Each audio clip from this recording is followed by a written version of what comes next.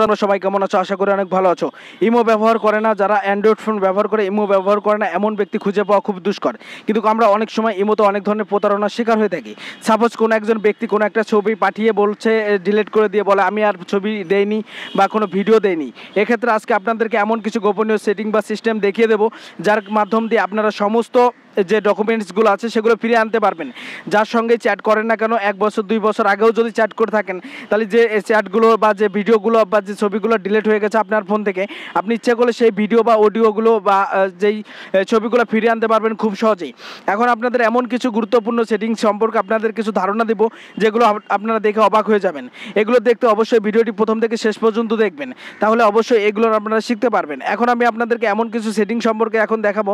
Suppose আপনাদের সামনে যে প্লাস চিহ্নটি দেখতে পাচ্ছেন, এখানে যদি আমরা ক্লিক করি, তাহলে এখানে এরকম একটা সেটিং অপশান আপনারা পেয়ে যাবেন। এখান থেকে মোর যে সেটিং দেখতে পাচ্ছেন, মোর অপশান, এই মোর অপশানে ক্লিক করবেন। মোর অপশানে ক্লিক করার সঙ্গে সঙ্গে আপনারা এরকম একটি ফিগার দেখতে পাবেন। এখানে সেটিং অপশান দেখতে পাচ্ছেন, সেটিং অপশানে ক্লিক করবেন। সেটিং অপশানে ক্লিক করার সঙ্গে সঙ্গে আপনাদের মাঝে এরকমের একটি অপশান চলে আসবে। এখান থেকে আপনারা মিডিয়া অ্যান্ড স্টোরস বলে একটা সব আছে, এখানে ক্লিক করবেন। এখানে ক্লিক করার পর আপনাদের মাঝে এরকমের একটা অপশান চলে আসবে। আপনারা উপরে দেখতে পাচ্ছেন স্টোর বলে একটা শব্দ আছে, এখানে ক্লিক করবেন। ক্লিক করার পর আপনারা দেখতে পাচ্ছেন যে স্টোর ফটো এবং স্টোর ভিডিও। আপনারা যদি এখান থেকে অবশ্যই আপনাদের এই দুইটা অপশান ওপেন করে নিতে হবে। অনেকেরই এই দুইটা অপশান বন্ধ থাকতে পারে।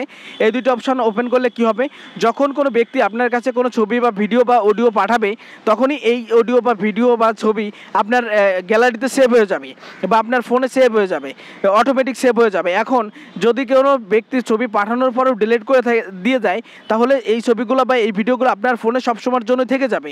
এখন এটা করার জন্য এই দুইটা সেটিং ওপেন করবেন এবং আরেকটু ব্যাকে আসবেন। ব্যাকে আসার পর এখানে ডাউনলোড বলে একটি অপশান দেখতে পাচ্ছেন, ডাউনলোডে ক্লিক করবেন।